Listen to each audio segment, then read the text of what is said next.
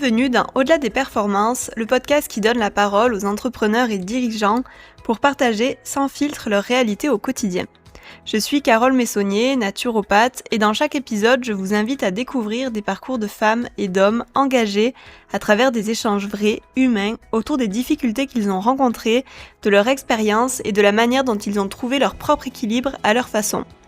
Un nouvel épisode vous attend tous les 15 jours et si ces conversations vous plaisent, je vous invite à vous abonner et à mettre 5 étoiles pour soutenir le podcast. Aujourd'hui, je reçois Sylvie Ruiz, juriste qui accompagne depuis des années les personnes confrontées aux violences. Porter la voix de celles et ceux qu'elle suit est au cœur de son engagement, avec cette conviction profonde que l'on ne se résume jamais à un acte, même lorsque l'histoire est sombre. Sylvie revient sur son parcours personnel, marqué par le déracinement, les zones d'ombre familiales et cette place qu'elle a longtemps cherché à prendre dans une enfance où la parole n'était pas toujours entendue. De cette expérience est née sa sensibilité à l'injustice, à la protection des plus vulnérables et à la dignité de chaque être humain.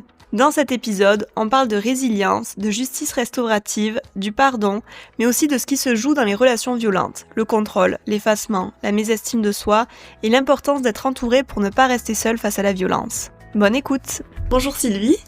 Bonjour Carole. Bienvenue dans le podcast. Merci. Je suis ravie de t'accueillir pour cette conversation. Moi aussi, je suis ravie que tu m'accueilles et que je puisse expliquer un petit peu qui je suis et ce que je fais. Est-ce que tu peux te présenter pour commencer, s'il te plaît ? Oui, bien sûr. Donc, je m'appelle Sylvie Ruiz, je suis juriste et consultante en droit, du coup, et en victimologie. Dans le cadre de mes fonctions, j'accompagne et des professionnels et des particuliers sur le volet droit pénal, droit de la famille, droit du travail, avec un axe assez ciblé sur les violences et au travail et dans la famille. Également, j'interviens sur tout ce qui est égalité professionnelle, droit des femmes. J'ai des engagements en ce sens. Alors, j'ai des convictions par rapport aux droits des femmes. Pour autant, je suis très attachée aussi au volet humain et je suis dans une mouvance plutôt humaniste. Donc je considère que les femmes ont eu des droits qui ont été bafoués pendant très longtemps, qu'aujourd'hui, elles revendiquent leurs droits et je fais partie de cette mouvance qui permet à ces femmes-là d'avoir accès à leurs droits. Mais pour autant, j'ai tout à fait conscience que les hommes aussi ont des droits et qui sont bafoués aussi par cette mouvance qui est là aussi au niveau des femmes. Donc, j'accompagne les hommes et les femmes et les enfants dans ma pratique et ça me va très bien. C'est quoi les prémices de cette passion pour la défense des droits de l'homme qui te pousse à agir ? Alors ça a commencé très jeune. En 3e, j'ai fait le choix de faire un exposé sur l'apartheid. J'ai découvert ce qu'était l'apartheid. J'ai été tellement choquée. J'ai découvert du coup Mandela, qui est un de mes mentors. Mon fils, il le sait, il y a une photo de Mandela à la maison, voilà, donc c'est extra. Et donc j'ai été choquée de me dire qu'on pouvait réduire à état d'objet des personnes parce qu'il y avait une différence de couleur de peau. Et donc du coup, je me suis dit là j'ai une graine qu'à jamais. Je me suis dit, moi, je voudrais vraiment défendre, représenter, porter la voix de ceux, en fait, que l'on ne considère pas, de ceux que l'on maltraite et donc pour leur rendre leur humanité. Voilà. Et ce qui fait que vraiment j'ai grandi en lisant, en étant très admirative de Badinter, de Simone Veil, des personnes en fait qui ont fait des actions assez folles à l'époque, parfois à contre-courant, pour en fait porter la voix d'une minorité qui devient aujourd'hui une majorité, c'est super. Voilà, donc je suis très attachée moi, donc à la considération de l'être humain, à la valorisation, à la dignité de l'être humain, voilà. Et je fais ma part comme je peux. Mais c'est vraiment Mandela qui a été mon mentor dès le départ. Et puis du coup, j'ai continué. Et d'ailleurs, j'ai fait une mission humanitaire avec Avocats sans frontières il y a quelques années pour former les avocats sur la prise en charge des victimes, d'ailleurs, de violences sexuelles dans les frontières au Congo, au Rwanda. D'ailleurs, il y a un film qui est sorti qui s'appelle Muganga avec le docteur Mukwege qui répare les femmes qui sont mutilées en fait au Congo parce que le corps des femmes est une arme de destruction massive en fait et donc ça m'a toujours touchée, ça me touche encore beaucoup de rendre la dignité des personnes et de pouvoir porter leur voix pour que on soit face à des personnes qui soient humaines et non pas des objets, voilà. Du coup, dans ton quotidien, notamment professionnel, tu es soumis à beaucoup de violences, par, les clients que tu accompagnes, comment tu le vis ça émotionnellement?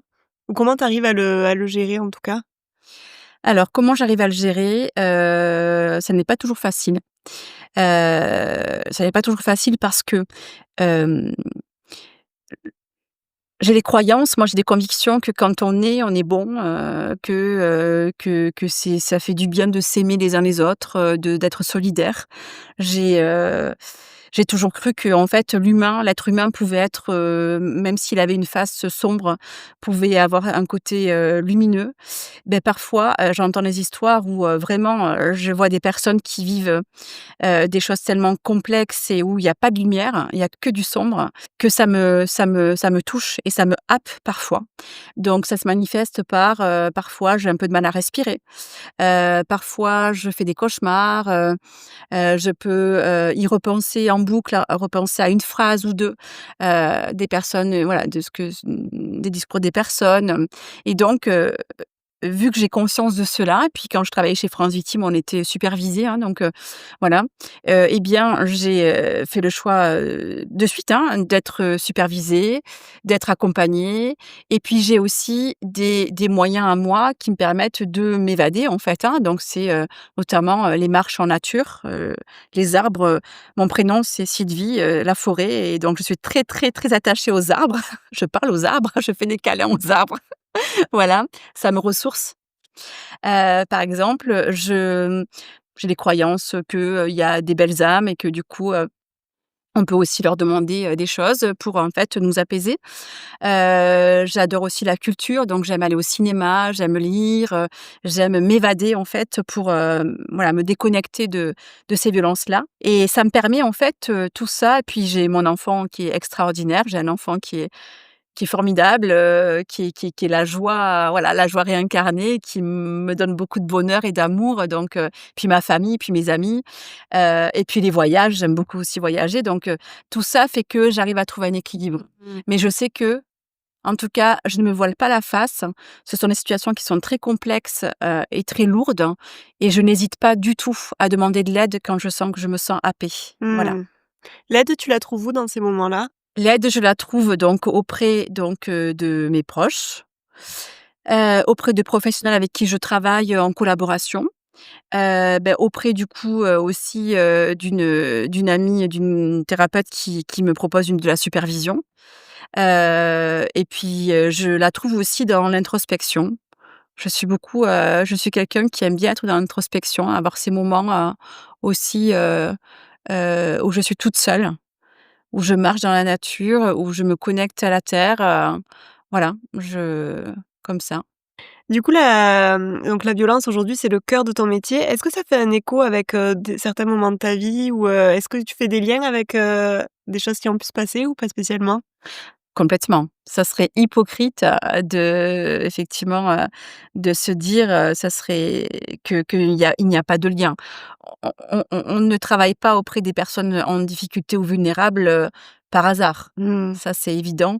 J'ai des collègues qui travaillent dans ces milieux-là, et ils ont tous et toutes une histoire assez singulière avec, des traumas ou des histoires familiales complexes, donc bien sûr que ça a un écho.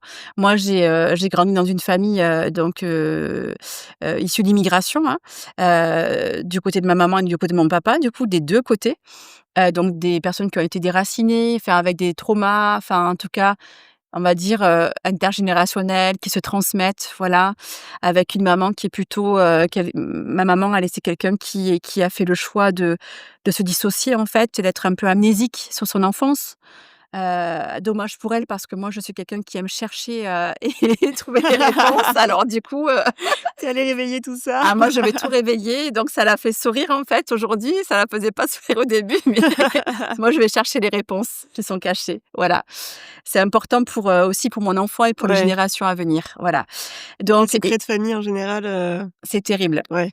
et donc alors ça demande beaucoup de courage, beaucoup d'énergie.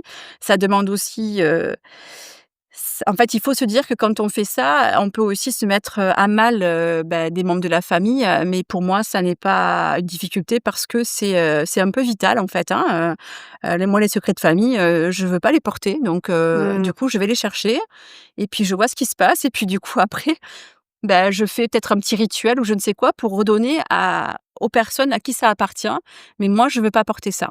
Voilà et je sais que j'en ai porté des choses, voilà.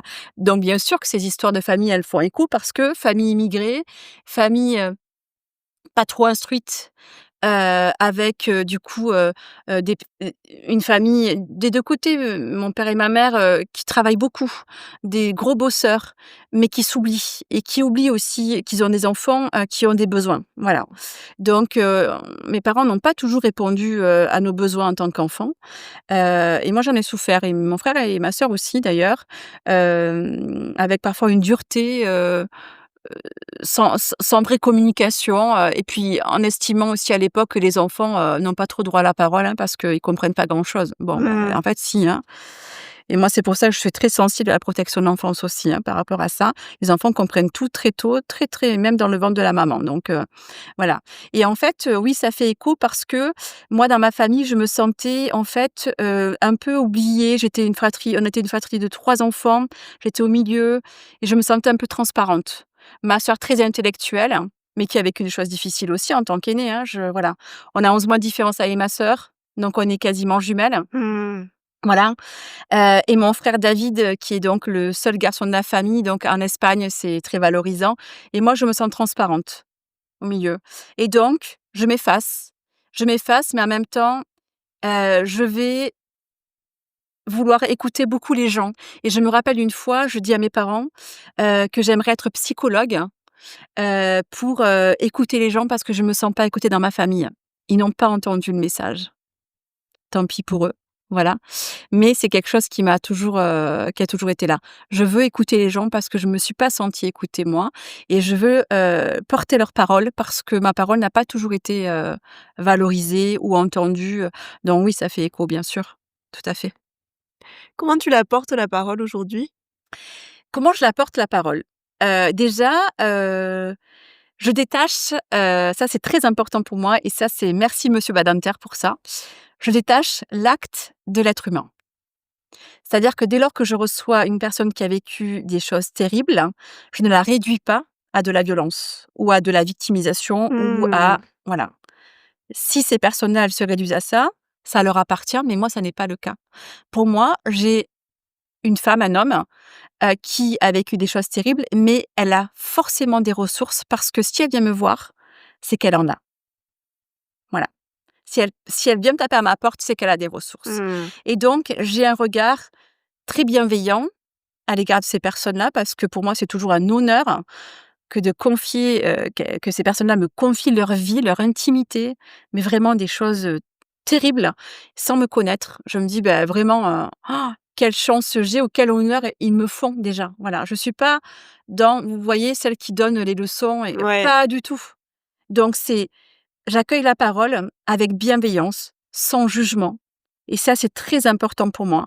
C'est très, très important pour moi et en fait, je porte leurs vraies paroles. C'est-à-dire que je sais que dans les violences conjugales ou les violences au travail, la justice, elle a un prisme qui est particulier. Il faut prouver, il faut toujours prouver. C'est très compliqué pour les victimes. Pour autant, je leur demande toujours ce qu'elles aimeraient, ce qu'elles souhaitent dire, ce qu'elles aimeraient que l'on entende. Et je leur dis que ce qu'elles souhaitent, en fait, ça peut être porté via un avocat. Je vous dirai aussi la différence entre moi et un avocat. Je travaille beaucoup avec les avocats.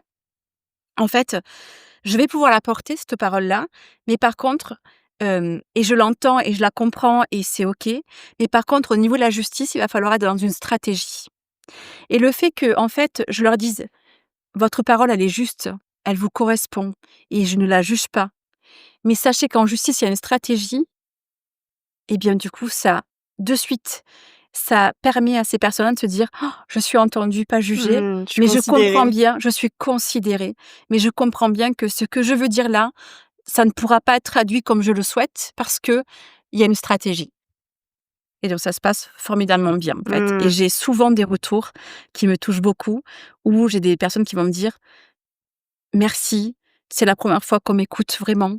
Je pensais pas qu'on pouvait, voilà, en tout cas, je ne pensais pas que je pensais que je serais jugée, j'avais peur d'eux, tout ça. Merci de m'écouter. Voilà, pour moi, porter la parole, c'est déjà écouter avec bienveillance et ne pas réduire les victimes à des pauvres petites choses qui savent pas faire les choses. Elles savent très bien faire les choses, sauf qu'elles ont vécu un événement qui est terrible, qui les a, en fait, happées au niveau, psychologique, au niveau énergie, tout ça.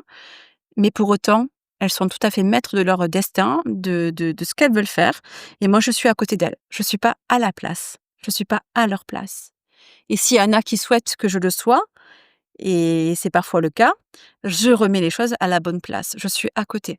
Voilà. Mmh. Cette enfance, du coup et ces traumatismes que tu as pu vivre ou en tout cas cette sensation de pas être entendue, de pas d'être transparente, comment tu l'as transcendé, ensuite, tout au long, ben, de ton enfance à l'âge adulte? Comment tu as transcendé tout ça? Comment j'ai transcendé tout ça?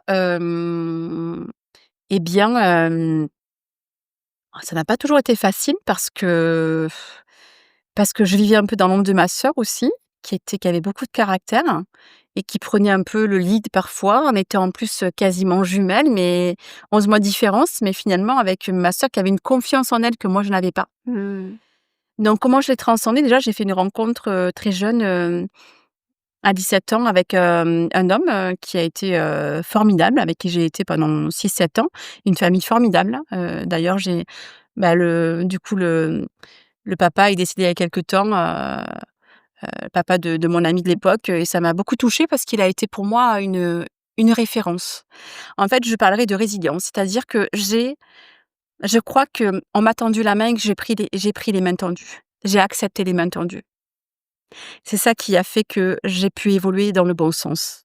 Voilà. Cette famille m'a tendu la main à un moment donné où j'ai perdu mon père très jeune, à 18 ans et j'étais complètement perdue, et au-delà du fait que je me sentais transparente, voilà, il y a eu cet événement terrible à 18 ans et j'ai fait le choix d'aller voir, de demander à voir un psy en fait, pour, m'accompagner et aussi de prendre la main tendue de cette famille-là qui m'a vraiment, portée pendant très longtemps. Donc ça m'a vraiment, pour moi, beaucoup aidée et je crois que dans ma vie, j'ai fait les bons choix avec ces mains tendues. J'ai accepté que des personnes qui étaient hors de ma famille puissent, être sur mon parcours et j'ai pu leur faire confiance et ça m'a aidée alors via, du coup, cette famille-là que je remercie encore, voilà, d'avoir été là pendant longtemps. Également, des psys, des thérapeutes, des amis, voilà, à travers j'ai toujours fait aussi du bénévolat, hein. J'ai toujours voulu donner, aux autres. Je me sentais exister et je me sentais aimée en faisant ça. Donc le bénévolat m'a aussi beaucoup apporté. Voilà. Voilà comment j'ai transcendé. Je sais pas si je peux rajouter d'autres choses, mais il y a eu du sport aussi entre-temps, mais c'est plutôt ouais, c'est ça, c'est les mains tendues que j'ai acceptées et qui m'ont beaucoup aidée et à grandir. Mmh. La confiance, c'était quelque chose qui était, facile pour toi à accorder? Pas du tout.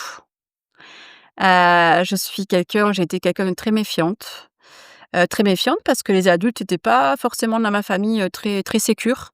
Donc vu qu'ils n'étaient pas très sécures, par conséquent, le monde extérieur était un petit peu complexe pour moi. Et donc non, je n'accordais pas du tout ma confiance facilement. Et encore aujourd'hui, je suis quelqu'un qui observe beaucoup. Alors je peux avoir un masque de quelqu'un de très joyeuse, de très, où je vais parler facilement, où je vais voilà, j'adore, Très ouvert? très ouvert, j'adore la convivialité, j'adore, quand il y a du monde, j'adore ça. En revanche, je suis dans l'observation constamment. Voilà.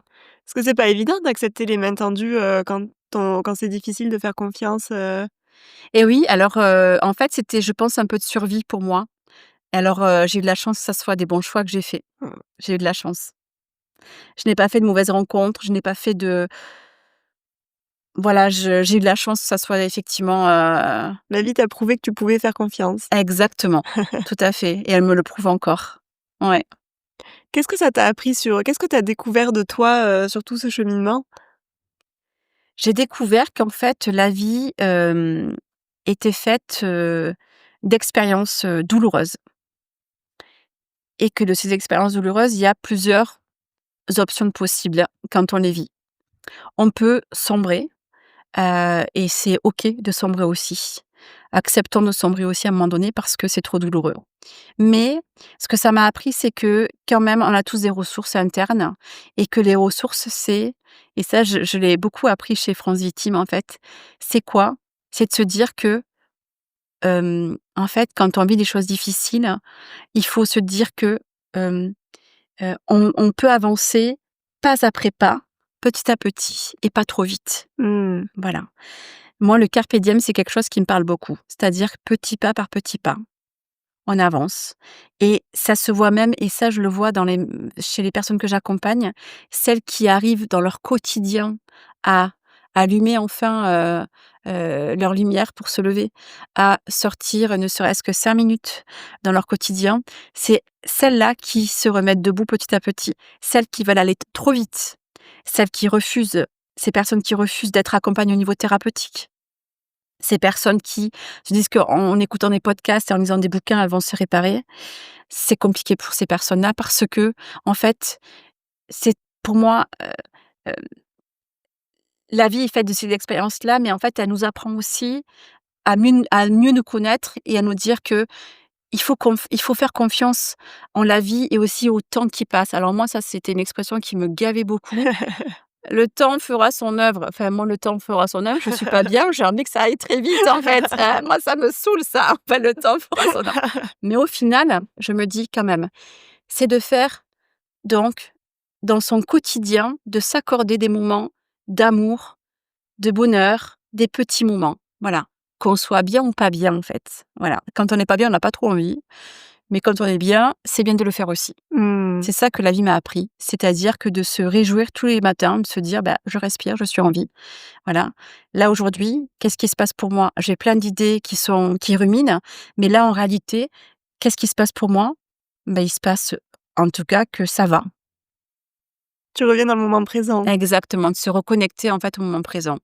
Ça, c'est ce que m'a appris, c'est ce que m'a appris mon histoire aussi, se connecter au moment présent. Si je commence à repenser au passé, j'y repense souvent au passé, hein, ou si je commence à penser à l'avenir et avec des peurs, eh bien, je suis angoissée, je ressens de l'angoisse.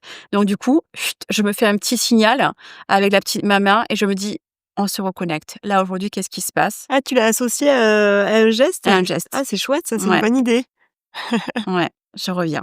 Ah, c'est une très bonne idée ça.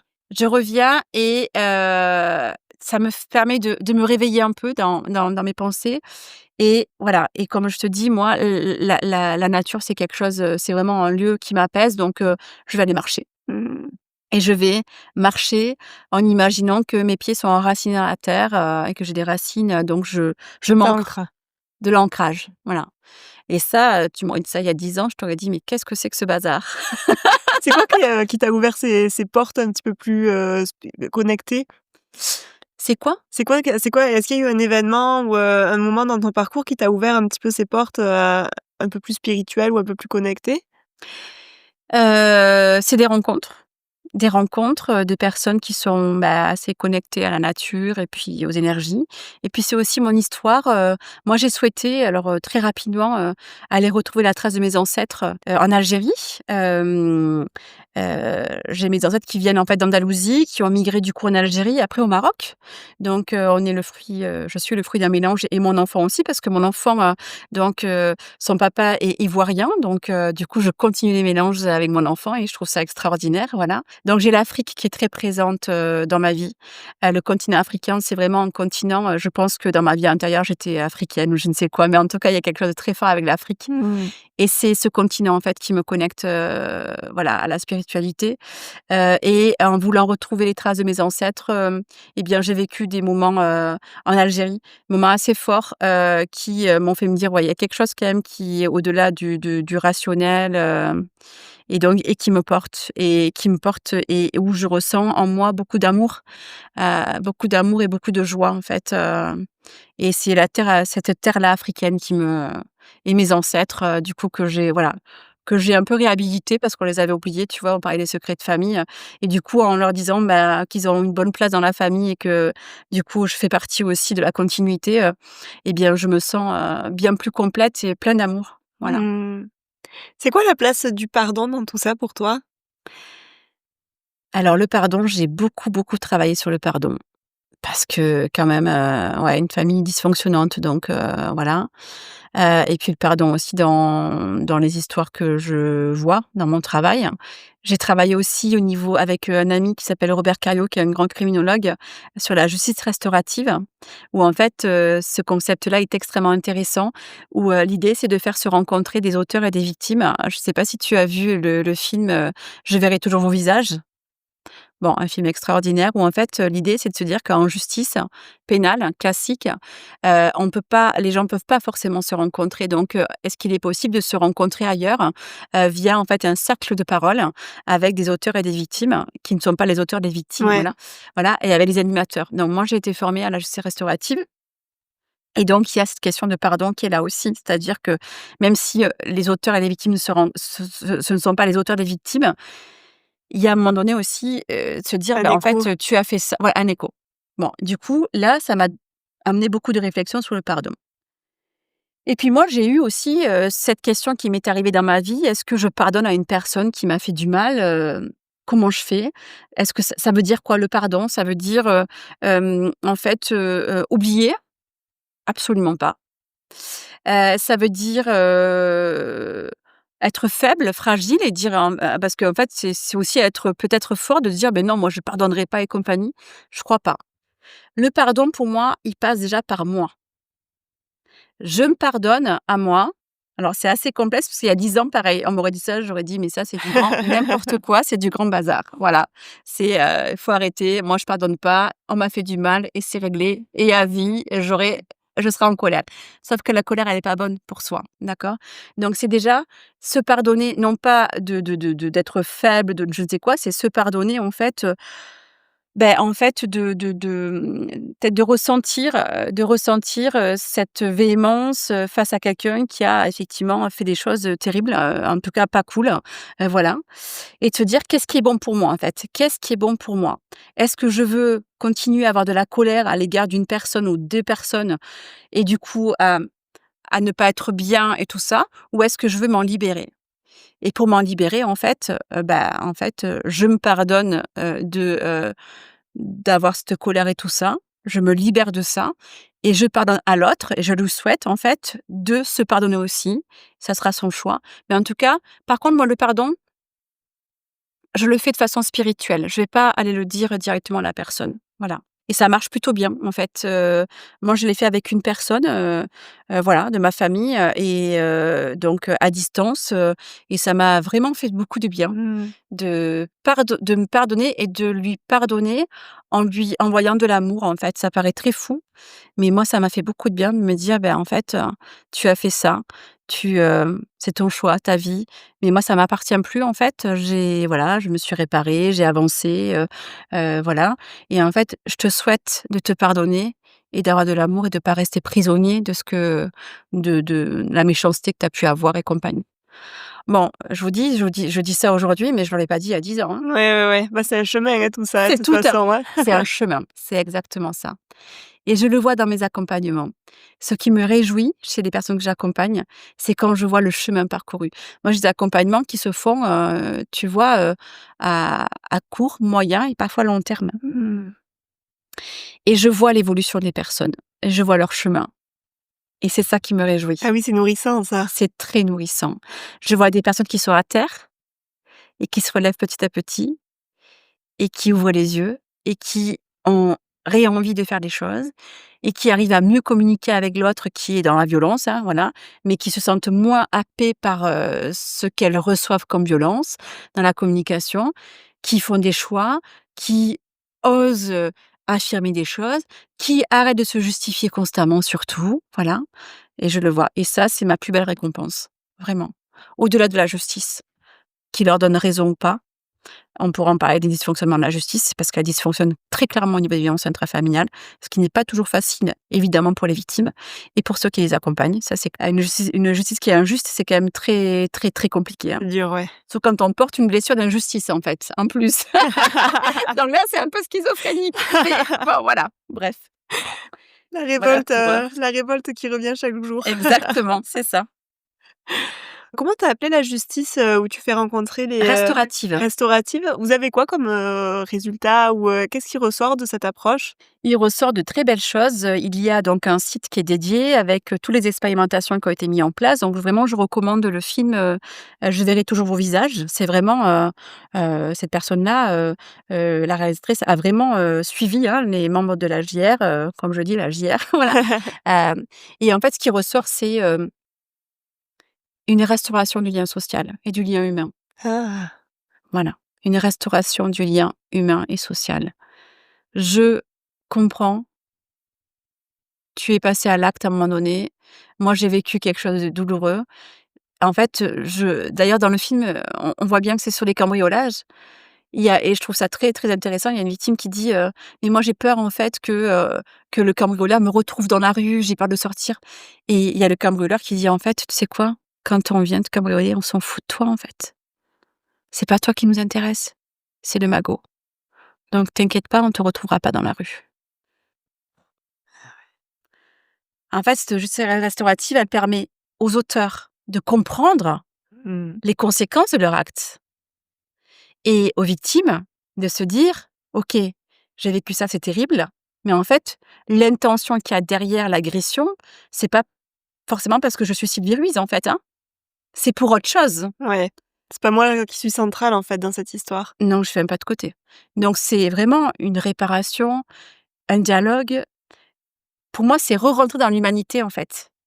Et en fait, permettre aussi, aux victimes de voir que ceux qui sont en face sont des êtres humains, ce ne sont pas des monstres. Et ça, pour moi, c'est important. Je travaille beaucoup en Mmh. victimologie, je travaille aussi en criminologie. J'aurais pu travailler avec la délinquance sans difficulté parce qu'il y a de l'humanité partout, en fait. Et les personnes qui passent à l'acte, ce ne sont pas des monstres, hein. Les actes qu'ils commettent sont des actes qui sont parfois monstrueux, mais ce ne sont pas des monstres. Et si on n'a pas ce prisme-là quand on travaille en victimologie ou en criminologie, on ne peut pas accompagner ces personnes-là. Donc on a, quand on travaille en victimologie, en criminologie, on a ce volet humaniste, en fait. Et moi, c'est Badinter qui m'a nourrie, hein, vraiment, hein. C'est quelque chose que tu as toujours su ça, que, ces personnes n'étaient pas des monstres, et que c'était les actes qui étaient monstrueux ou ça s'est construit, au fur et à mesure? Ça s'est construit, en fait, grâce à Badinter. C'est-à-dire que quand j'ai commencé mes études de droit, j'ai fait de la criminologie au départ et on m'a imposé de lire l'abolition de la peine de mort, le livre «L'abolition». Moi, pour être honnête, j'étais jeune, l'abolition, enfin la peine de mort, j'avais pas trop réfléchi à ça.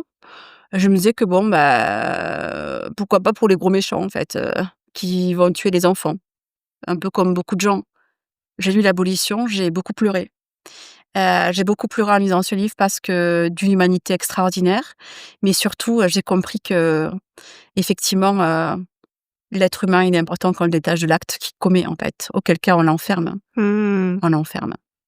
Et donc ça m'a, waouh, ouvert, des portes et des perspectives que je n'aurais jamais imaginées. Moi, j'ai souvent accompagné du coup des victimes aux assises avec France Victimes et j'avais de la compassion pour les accusés, en fait, que je ne pouvais pas dire aux victimes, bien sûr. Mais j'avais de la compassion pour les accusés parce que quand je voyais leur parcours de vie, quand je voyais leur histoire, parfois, j'ai pu me dire: «Waouh, qu'est-ce que j'aurais fait moi, en fait?» En fait, j'ai l'impression qu'il y a un peu, on a l'impression, d'un point de vue extérieur quand on n'est pas du tout dans ce milieu que, c'est un peu à sens unique, la violence. C'est l'auteur de la violence qui va «pulser» entre guillemets sur la victime, alors qu'en fait, il y a une espèce de cercle où du coup ça l'enferme aussi dans, Exactement. ah, c'est intéressant ça. Dans la violence conjugale, moi, je dis toujours que la violence conjugale, c'est une danse qui se joue à 2. Ça ne veut pas dire que la victime est responsable de ce qui lui arrive, mais on est sur de la relation humaine, d'accord, qui est violente. Il va y avoir un dominant, un dominé. C'est pour ça qu'on fait la différence entre conflit et violence conjugale, hein, voilà. Mmh. Le conflit, on n'est pas d'accord, mais on peut parler quand même. Ouais. Voilà. Et en fait, quand je fais des formations, donc je forme beaucoup, beaucoup, notamment à l'hôpital, mais pas que. sur la violence conjugale, on travaille aussi ce regard. Moi, j'ai un regard systémique sur la violence conjugale, sur on fait un tableau. Je propose un tableau et c'est extrêmement intéressant où je dis: «Alors, est-ce que selon vous, il y a, comment dire? Des casquettes de victimes, non, des types de victimes, des typologies de victimes? Est-ce qu'il y a des catégories de victimes? Est-ce que voilà, est-ce qu'il y a des profils, voilà, de victimes et est-ce qu'il y a des profils d'auteurs?» Alors tout le monde me répond: «Non» et au final, on arrive à des profils, hein, Ouais. vraiment. Mais en fait, quand je fais ce tableau, j'ai victime d'un côté, auteur de l'autre. Eh bien, figure-toi que, quand même, au niveau des facteurs de vulnérabilité, ça se rejoint quand Ah, il même. y a des échos. Ça se rejoint. Et c'est quoi qui différencie? Enfin, à quel moment, on va plutôt partir vers auteur ou victime? Alors à quel moment à partir vers auteur et victime, c'est, je vais plutôt dire les points communs, c'est la mésestime de soi quand même, hein, D'accord. pour taper, enfin je veux dire, il faut pas être, super, confiant, enfin voilà. Qu'est-ce qui fait en fait que quelqu'un va basculer sur l'auteur et c'est très intéressant comme question, tu vois? On va dire que la victime va se soumettre et l'autre va vouloir dominer, en fait. C'est-à-dire Mmh. qu'il y en a un qui va pour exister, il va dominer et pour exister, la victime, elle va se soumettre. C'est-à-dire qu'elle va avoir ce besoin d'être, en dépendance avec l'autre, sous l'autorité de l'autre pour que ça se passe bien, en fait. Mmh. Et l'autre, pour exister, il va dominer. Et un élément que j'ai appris il y a pas trop longtemps et je trouve ça assez extraordinaire, c'est que la différence entre les victimes et les auteurs, c'est qu'en fait, dans l'équation 1 + 1 est égal 1, c'est la victime qui s'efface et c'est l'auteur qui est là, en fait, en Mmh. domination. Oui, c'est pas l'autre qui prend le dessus, en fait, c'est ah! Oui, c'est intéressant comme dynamique. Et c'est 1 + 1 est égal 1.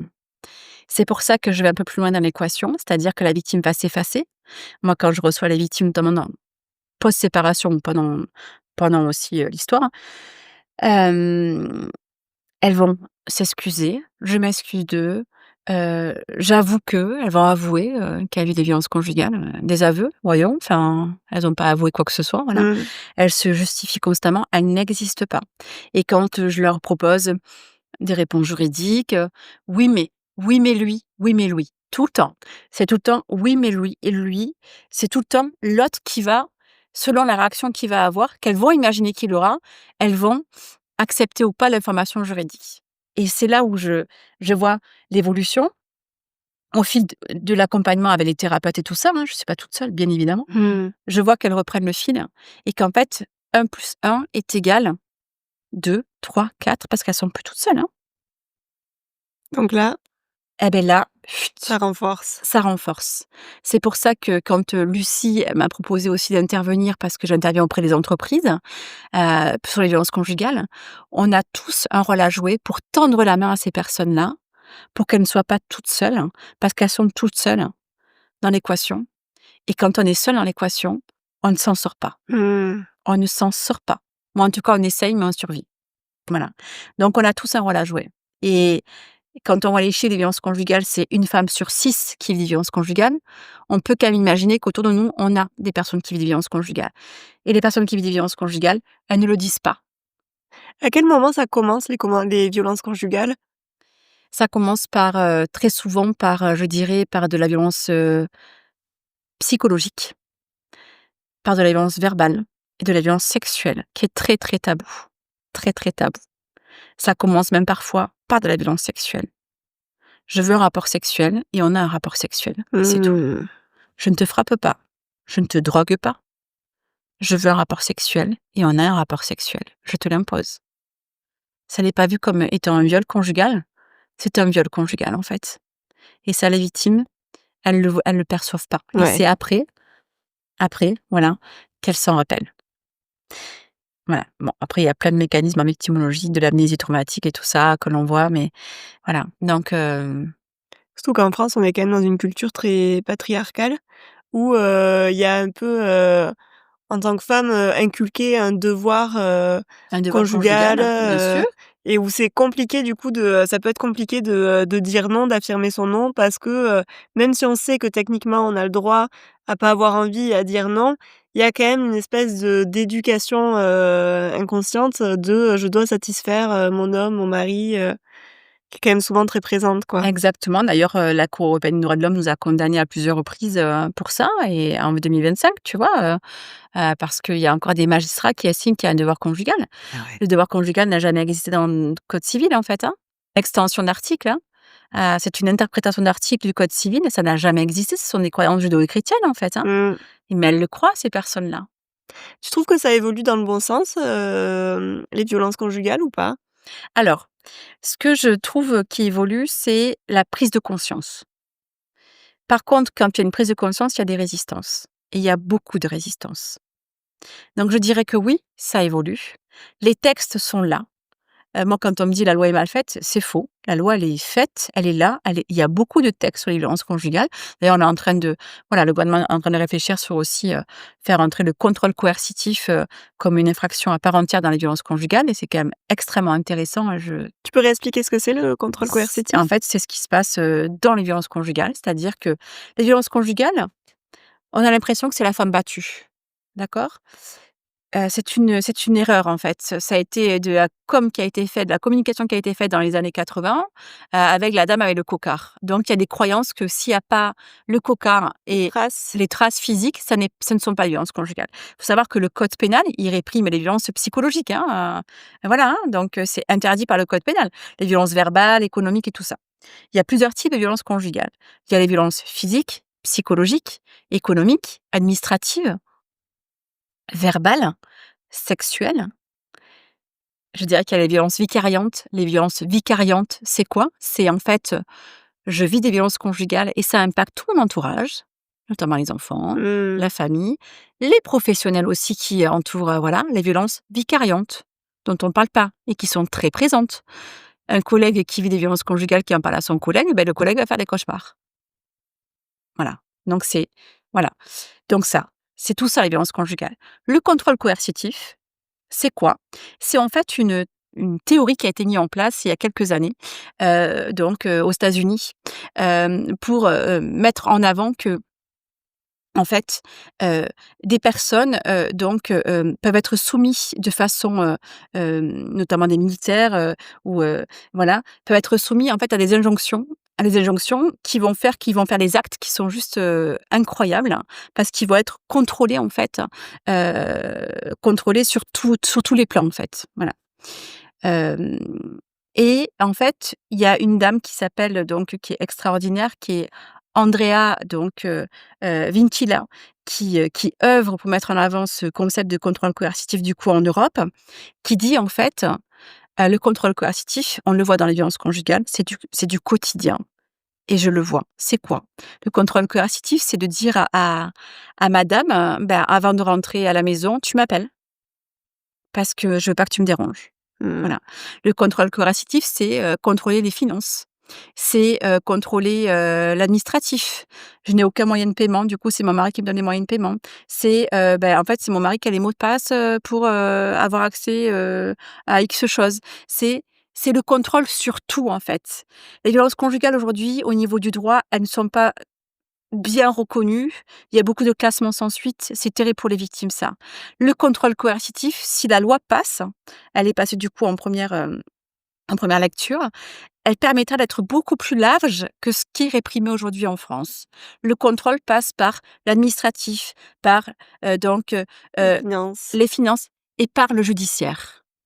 Pourquoi? Parce que ce que je vois, c'est que les auteurs, ils se servent de la justice pour continuer le contrôle à travers du coup, les enfants, à travers les finances et compagnie. Je vais saisir le JAF pour avoir la garde des enfants parce que tu es une mauvaise mère. Je vais faire appel, je sais que tu as pas beaucoup d'argent, du coup, je vais interjeter appel parce que moi j'ai de l'argent. Voilà. Donc en fait, c'est instrumentaliser aussi la justice, le médical, la psychiatrie. Madame est folle et hystérique et compagnie, Mmh. voilà. C'est ça le contrôle coercitif. C'est extraordinaire.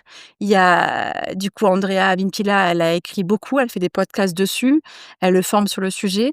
Moi, les dossiers que j'ai aujourd'hui, les mamans que j'accompagne, Elles ont toutes vécu du contrôle coercitif et quand je leur dis, quand je leur explique ce que c'est comme s'il y a un voile qui tombe, en fait. Elles se rendent compte que c'est pas normal? Elles se rendent compte que c'est pas normal. Elles se rendent compte que le contrôle coercitif, ça vampirise et donc ça ce que dit Andrea, c'est que ça épuise les ressources, en fait, des personnes. Elles sont épuisées, des ressources financières, mais surtout des ressources psychiques. Elles sont épuisées et plus on est épuisé et plus, en fait, on baisse les bras et plus on est voilà. Elles sont vidées de leur sang, en fait, hein. Quand on vampirise, il faut du sang et il y en a plus, en fait. C'est vraiment une image qui est très forte, mais Mmh. moi, ça me parle beaucoup. Je les vois, ces personnes-là, quand je vois leur vie avant et quand je vois ce qu'elles ont vécu et comment elles sont aujourd'hui, je me dis: «Qu'est-ce qui s'est passé, en fait? Qu'est-ce qui s'est passé? Comment un être humain peut en arriver dans le contrôle, hein, à en fait, à vraiment à vampiriser une personne, en fait?» Ben Ah, oui, c'est fou, hein. c'est de la folie pure Mmh. et quand, parfois, le mot violence conjugale ne leur parle pas tant que ça parce qu'il y a la femme battue.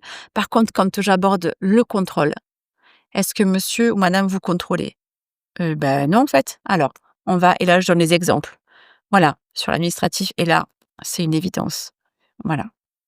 Oui, ça met la lumière. Ça met la lumière et donc ça, vraiment, l'idée, c'est que si l'infraction, elle passe et qu'elle est définie dans le code pénal, les magistrats, seront formés, je le souhaite, et les avocats aussi, pour mettre en avant qu'en fait, les violences conjugales, ça n'est pas ce qu'on imagine, en fait. C'est du contrôle au quotidien et ça épuise les ressources. Ça fait qu'on a des personnes qui sont dissociées, qui sont amnésiques et qui, en justice, n'arrivent pas à s'exprimer comme on peut l'imaginer.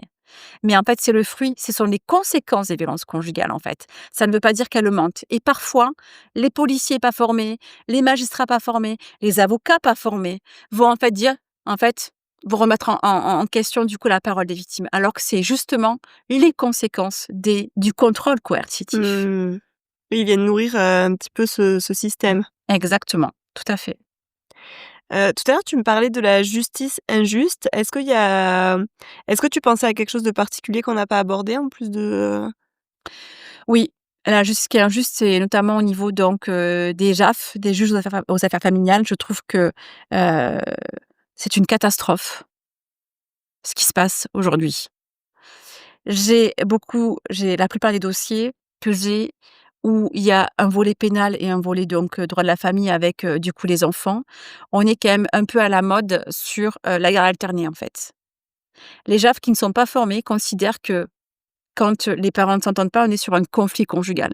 Ils ne font pas la différence entre conflit conjugal et violence conjugale Mmh. et donc ils vont proposer à ces personnes-là parfois une médiation, en fait. La médiation, il faut savoir qu'elle est interdite dans le cas des violences conjugales et les JAF vont proposer une médiation familiale. Ils vont dire à madame: «On se calme un peu s'il vous plaît madame, on va trouver des solutions ou en tout cas vous allez vous calmer sinon» j'ai parfois des magistrats qui vont menacer. Ah, on violente encore plus, Exactement, la victime. exactement. On a des mamans qui refusent de donner en fait, les enfants, au papa parce que quand il y a une garde alternée, c'est 50-50, mais quand il y a de la violence conjugale, vous imaginez bien que les enfants, ils vivent de la violence.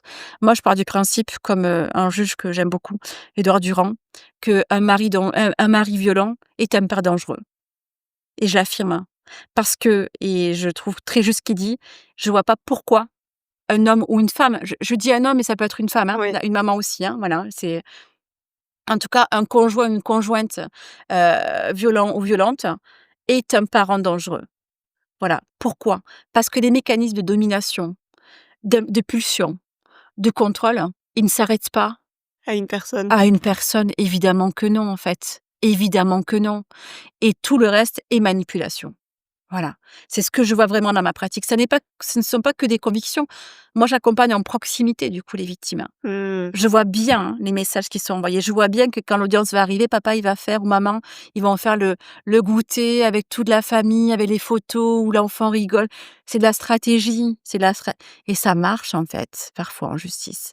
On a des mamans qui refusent de donner les enfants parce que les enfants sont très mal. Ils ne veulent pas aller voir papa ou maman, en fait, parce qu'il y a de la violence, en fait, clairement et que du coup, à travers les enfants, la violence continue, voilà et elles sont parfois, punies, c'est-à-dire parfois elles sont même visées en garde à vue ces dames-là, en fait. Parfois elles perdent la garde de leurs enfants, alors qu'elle a une violence conjugale qui n'a pas été identifiée. Mmh. C'est là où je trouve que c'est injuste, en fait. Ça n'est pas juste, en fait. Voilà. Pour moi, il manque de la formation, mais il y a beaucoup de résistance sur la conception de la famille à tout prix. Mmh. Voilà. Et là, c'est de l'idéologie. Bon, et ça moi, ça me déroute, en fait. Et parce qu'il y a aussi le pénal. Quand il y a un dépôt de plainte au pénal et qu'il y a un classement sans suite, ça ne veut pas dire qu'il y a pas de violence conjugale, hein.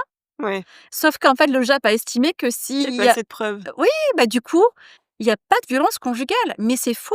Moi, j'ai vu des médiateurs aussi, très violents, hein, imposer à madame de trouver un compromis avec monsieur alors qu'elle vit des violences conjugales. Avec la petite menace, si la médiation n'aboutit pas, je vais dire au juge que vous avez refusé de continuer la médiation, de trouver un compromis. Des menaces. Elles vivent de la victimisation secondaire, ces femmes-là ou ces hommes-là, à travers la justice. Ça, c'est inacceptable.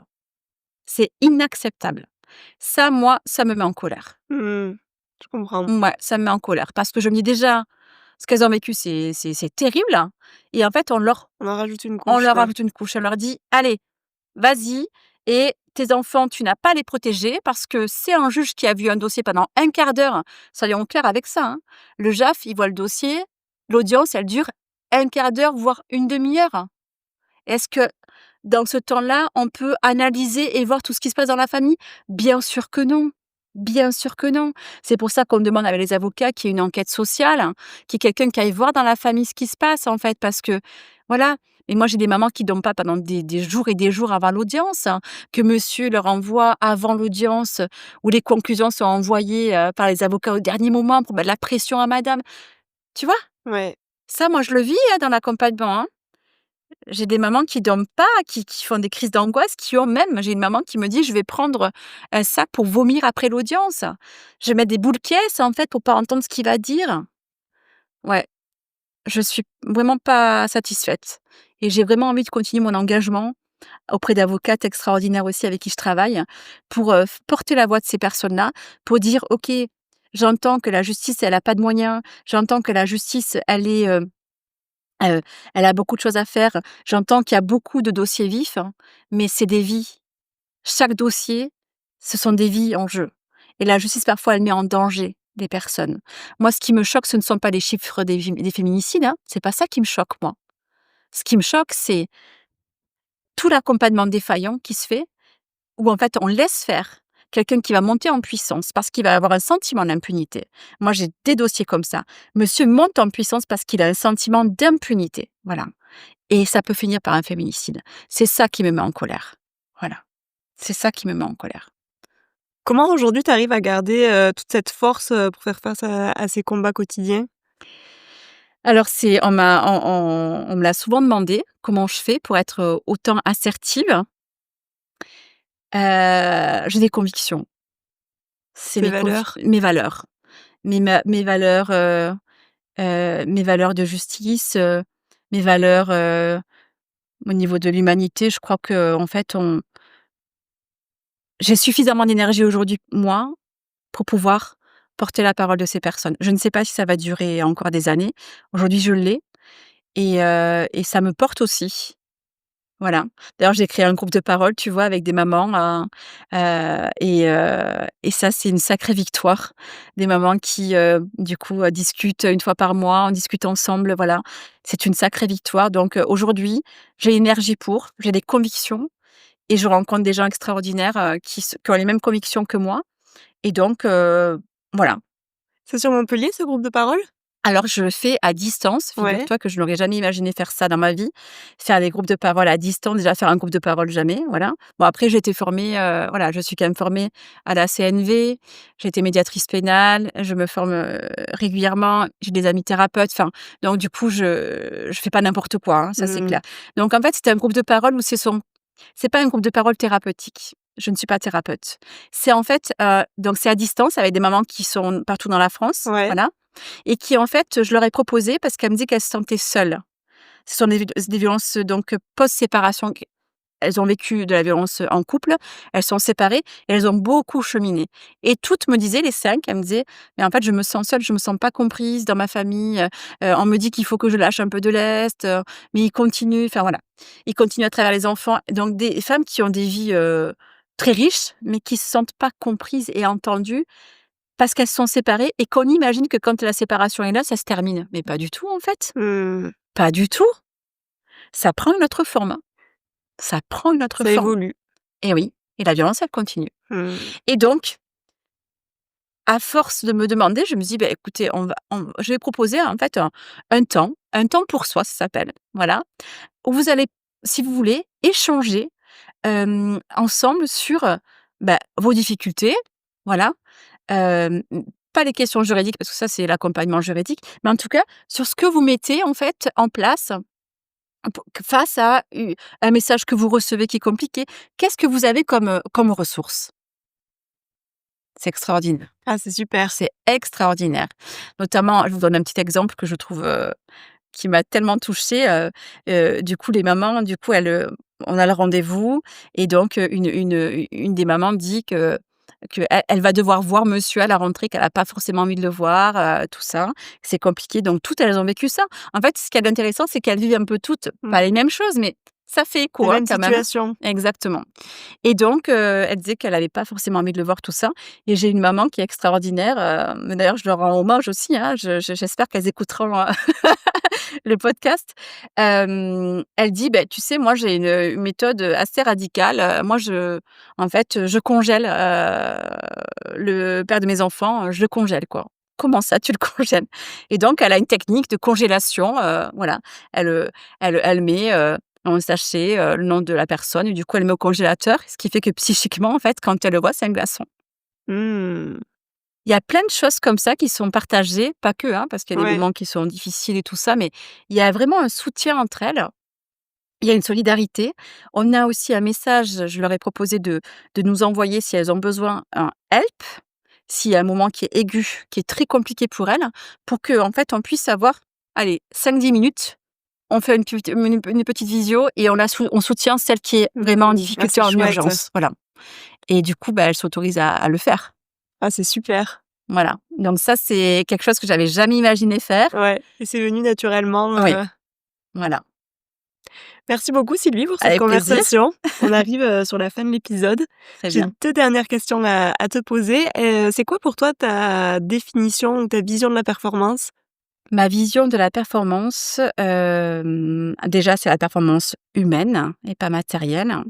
C'est arriver à rester juste et humaine dans un monde parfois injuste et inhumain.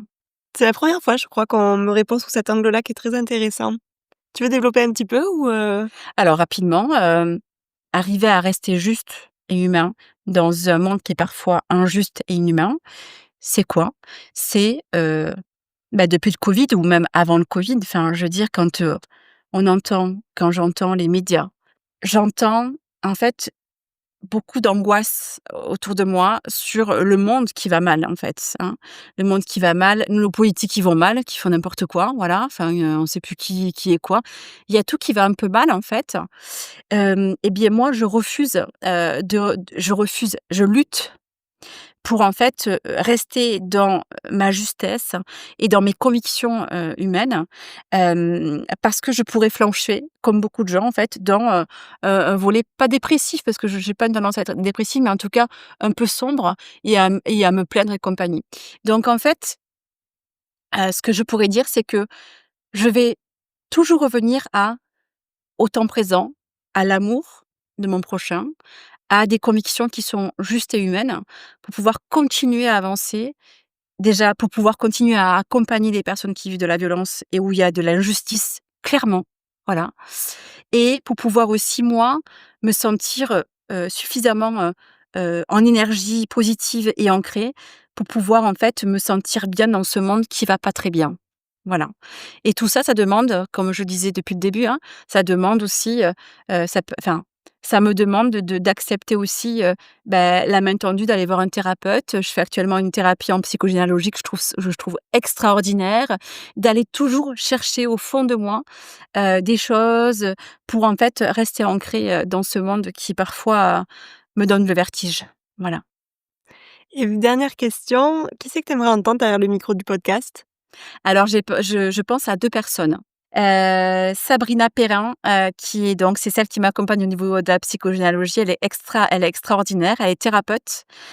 Donc elle travaille sur, en fait, elle met en avant le fait qu'on est le fruit d'une histoire, que l'on ne connaît pas ou que l'on connaît un peu et qui impacte notre vie et qui fait qu'on a des répétitions dans notre vie et qu'en fait, on n'arrive pas toujours à accepter, à comprendre et compagnie.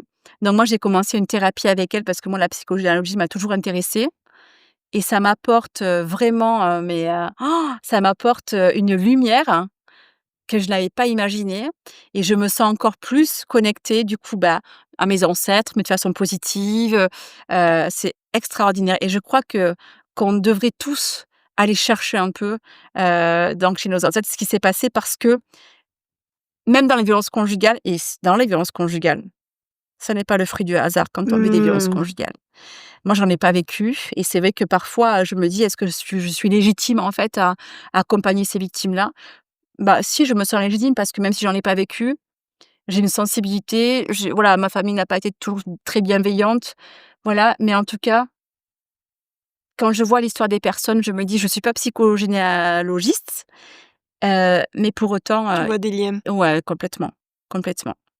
Hélas, une autre personne aussi que je trouve extraordinaire, c'est une avocate, maître, Fontana Justine, avec qui je travaille. Je travaille avec beaucoup d'avocats, et elle, je l'ai rencontrée dans un dossier, assez complexe, hein, et je la trouve, et j'aimerais vraiment, et elle le sait, peut-être créer quelque chose avec elle, voilà. Je la trouve déjà d'une humanité extraordinaire, d'une justesse extraordinaire. Elle est, spécialisée dans tout ce qui est droit de la famille et droit des successions et donc elle accompagne sur l'ordonnance de protection pour protéger du coup les femmes, voilà et vraiment, je pense qu'elle mérite d'être connue, elle est formidable. Merci beaucoup Sylvie pour tous ces partages Merci, et je te dis à très bientôt. à très bientôt, merci beaucoup. Merci d'avoir écouté cet épisode du podcast Au-delà des performances. J'espère que cette conversation vous a inspiré et donné des clés pour intégrer davantage de bien-être dans votre quotidien.